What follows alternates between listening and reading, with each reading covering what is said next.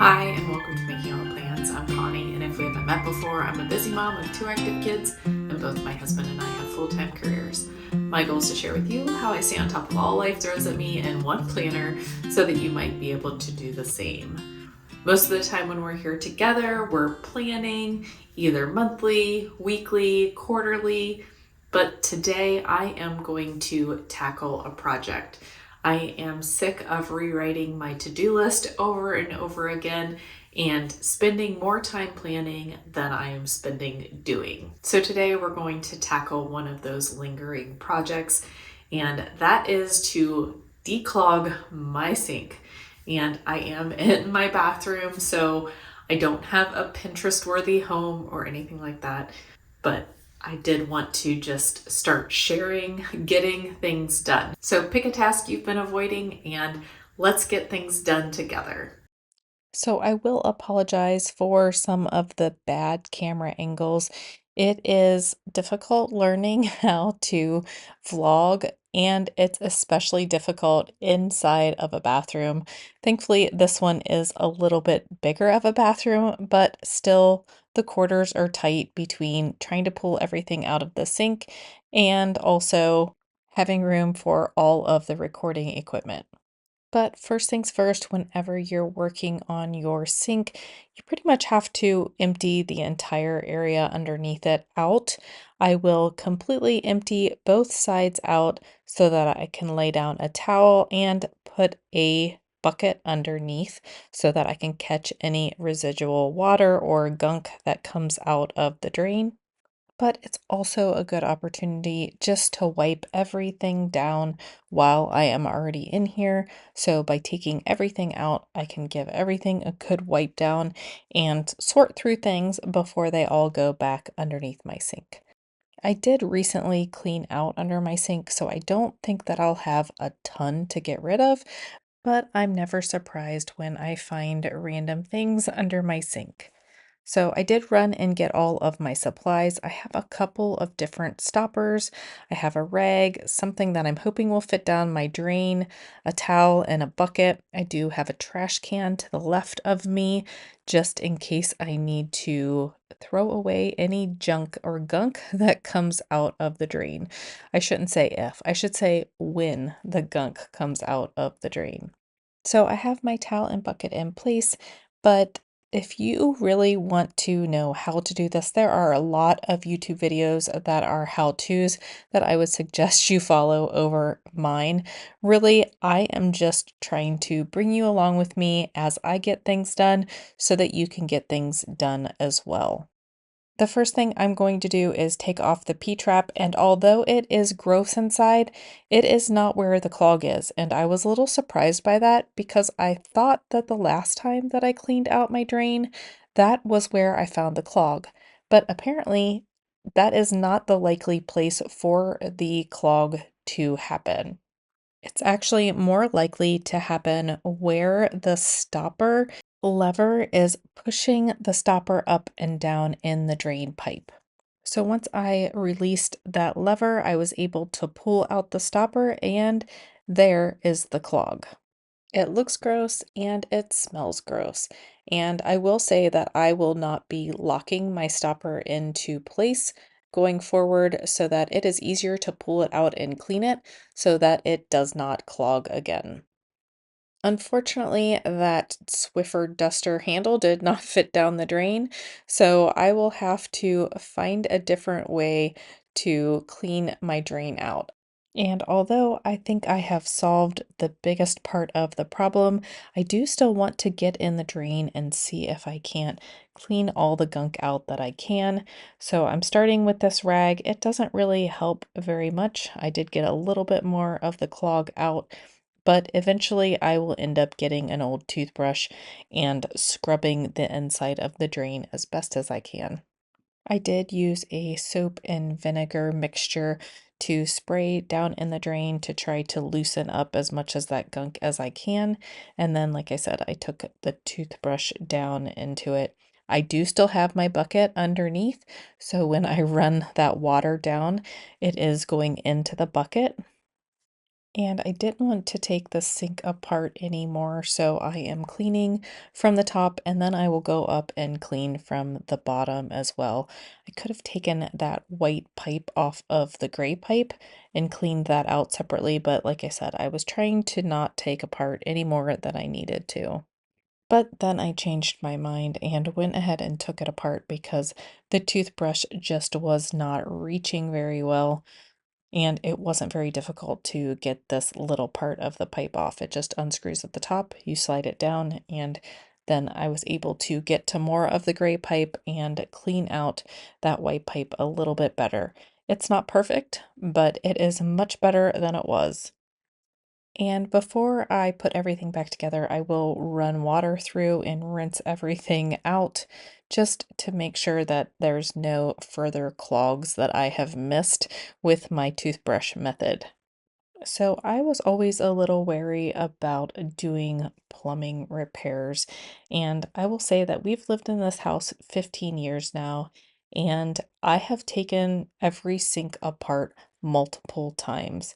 And every time I get a little more confident and it gets a little bit easier, and I get a little more comfortable doing a bigger job. So I feel very confident that I could handle most sink projects at this point. However, I'm going to say that, and then my house is going to give me a challenge that I can't handle. But to have a plumber come out and unclog a sink, it usually runs $100 or more, and this fix was free. I did end up deciding to buy a new stopper, which was, I think, $7. It was definitely less than 10. So for less than $10, I was able to take care of my clogged sink. Whereas if I had called a professional, it would have been $100 or up. So I go ahead and I completely put the sink back together, and then I will just drop the stopper in. It is a little longer than my old stopper, and it doesn't have to be hooked into that stopper mechanism under the sink. So I'll be able to pull it out and clean it off whenever my drain gets a little backed up. So here I am just trying to figure out which direction it needs to set in order to go up and down with the plunger.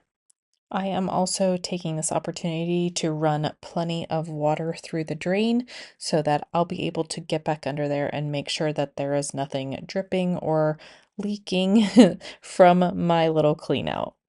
This first part of the project only took about 20 minutes, and that is including moving the camera around and trying to keep my body out of the main shot. And this part of every project is my least favorite. Once I've gotten the project done, it still takes me time to clean up afterwards. Here I'm just making sure nothing is wet and nothing leaked. And then I'll take this towel out. But any tools or anything that you have left from the project, you still have to put away. And that's the part that drives me crazy. But before I do that, I will go ahead and get my under the sink area put back together. I'm going to start by giving everything a good wipe down, including the inside and outside of the cabinet doors. I did pick up these two little, I don't know what they're called, shelves from 3M. They just stick to the inside of the door and they hold things like my daily skincare, as well as my deodorant and my retainer. Any of those little items that tend to just get lost under the sink and that I use on a regular basis, I like to keep right there on the door. I do have this makeshift container that fits inside that can hold up all the taller things, but I've really enjoyed this and it makes getting ready in the morning much quicker because I'm not looking for products that I know are in there but are small and tend to fall towards the back. Here I am just looking through my hair products and taking a mental inventory of what I have. I know that I have plenty in there because I just moved all of those extra things that were hanging around with my travel products back into these drawers. And then I have on the top any extra like face lotion, any extra deodorant, any moisturizers, anything like that, that goes in that top drawer. and I'm just trying to use up the product, and then I would like to only have one or maybe two extras of my go-to products because things tend to go bad before I use them all. And these Bath and Body Works sprays are prime examples. A lot of them don't smell so great anymore. The two that I had bought most recently smelled okay, but the older ones, they just needed to go. They smelled very alcoholish, and even if they were still good, they probably would no longer be my scent. But I went ahead and threw away all of the expired products. I did not do that the last time I went through my under the cabinet area. I just threw away the trash and reorganized so that I knew what I had. Now I'm actually going through checking dates and making sure I'm going to use up the products before they expire. I also try to keep the top of the sink as clutter-free as possible. I try to only keep the soap and the sanitizer up on top of the sink. You can see there's a couple other things up there right now, but for the most part, I try to keep all of that tucked under my sink so that I don't have to look at that visual clutter every day. I do have that small travel makeup remover, and I will go ahead and put that up at the top. It will get lost in the cabinet if I stick it back in there. So I'll put that up at the top. There is only about 2 or 3 days worth of makeup remover left, so it should be off my counter quickly.